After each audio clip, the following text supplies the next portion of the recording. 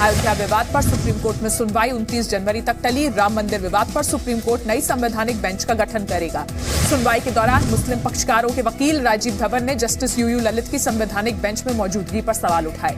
वकील राजीव धवन ने कहा, जस्टिस ललित अयोध्या मामले में बतौर वकील पेश हो चुके हैं, ऐसे में उनकी बेंच में मौजूदगी सही नहीं ठहराई जा सकती। जस्टिस ललित ने 1994 में बाबरी मस्जिद विध्वंस मामले में कल्याण सिंह के वकील की भूमिका निभाई थी। अगस्त 2014 में सुप्रीम कोर्ट में जज बनाए गए। सदस्य जजों ने चर्चा के बाद जस्टिस ललित की बेंच में मौजूदगी को अमान्य माना। जस्टिस यूयू ललित ने खुद को संवैधानिक बेंच से अलग किया। इससे पहले सुनवाई में सीजेआई रंजन गोगोई ने कहा, आज सिर्फ तारीख तय की जाएगी, कोर्ट सिर्फ नियमित सुनवाई की याचिका पर फैसला लेगा। सुनवाई के दौरान मुस्लिम पक्षकारों के वकील ने विवाद में बतौर सबूत उपलब्ध दस्तावेजों की बात कही। वकील ने कहा, मामले से जुड़े करीब 19,000 दस्तावेज हैं, इनके अनुवाद की पुष्टि होनी चाहिए। वकील ने कहा, विवाद का पिछला फैसला 4,304 पेज के दस्तावेजों पर आधारित है, जबकि कुल दस्तावेजों की संख्या 18,836 है। सुप्रीम कोर्ट ने अनुवाद को लेकर उठाए गए सवाल को निराधार माना। कोर्ट ने कहा, पहले भी चर्चा हुई है, आपको चाहे तो खुद अनुवाद करके ला सकते हैं। राम मंदिर पर सुनवाई टलने पर मुस्लिम पक्षकार इकबाल अंसारी का बयान, जज चाहे हिंदू हो या मुसलमान, हमें इससे कोई फर्क नहीं पड़ता। बाबरी मस्जिद एक्शन कमेटी के वकील ने कहा, हमें बेंच में जस्टिस ललित की मौजूदगी से कोई आपत्ति नहीं थी, मुस्लिम जज नहीं होने से भी फर्क नहीं पड़ता। शिया सेंट्रल वक्फ बोर्ड के अध्यक्ष वसीम रिजवी ने कहा, कब तक भागोगे, अयोध्या में मस्जिद नहीं राम मंदिर था। सुप्रीम कोर्ट के बाहर प्रदर्शन पर कुछ लोगों को हिरासत में लिया गया। सुनवाई टलने के खिलाफ नारेबाजी कर रहे थे। सुनवाई टलने पर साधु संत नाराज, मामले को लटकाने का आरोप लगाया। महंत नंद किशोर मिश्रा ने राजीव धवन पर आरोप लगाया, कहा जानबूझकर मामले को रोकने की कोशिश हो रही है। शिवसेना सांसद अरविंद सावंत की फिर से मांग, केंद्र सरकार जल्द से जल्द अध्यादेश लेकर आए। वीएचपी के आलोक कुमार ने सुनवाई टलने को दुर्भाग्यपूर्ण बताया, कहा हमें पहले से ही आशंका थी।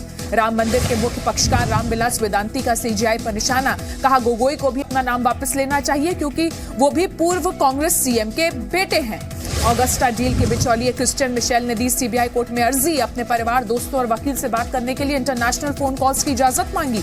क्रिश्चियन मिशेल की अर्जी पर सीबीआई कोर्ट ने जेल अधीक्षक से जवाब मांगा है। 14 जनवरी तक कोर्ट में दाखिल करना होगा जवाब। फारूक अब्दुल्ला ने मोदी सरकार पर लगाया कश्मीरी लोगों से भेदभाव का आरोप, कहा हमें पाकिस्तानी नहीं समझे, हम हिंदुस्तान के साथ हैं।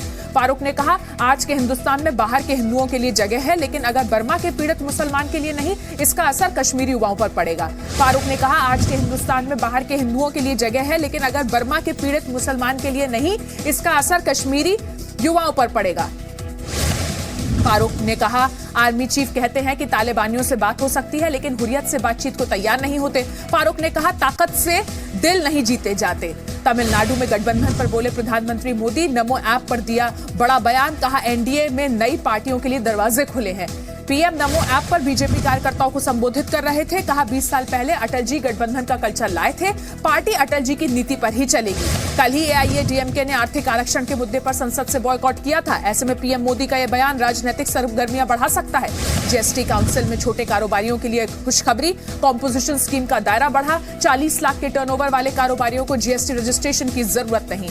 अंडर कंस्ट्रक्शन घरों को लेकर ग्रुप ऑफ मिनिस्टर्स के गठन को मंजूरी दी गई। 1.5 करोड़ तक के टर्नओवर वाले कारोबारियों को कॉम्पोजिशन स्कीम का फायदा मिलेगा। महिला आयोग ने लिखा, एक नेता से ऐसी अभद्र टिप्पणी की आशा नहीं थी, आपको महिलाओं का सम्मान करना चाहिए। एनसीडब्ल्यू अध्यक्ष रेखा शर्मा ने कहा, देश की रक्षा मंत्री के लिए अगर राहुल गांधी जैसे सीनियर नेता असभ्य भाषा का इस्तेमाल करेंगे तो महिलाओं का सम्मान कौन करेगा।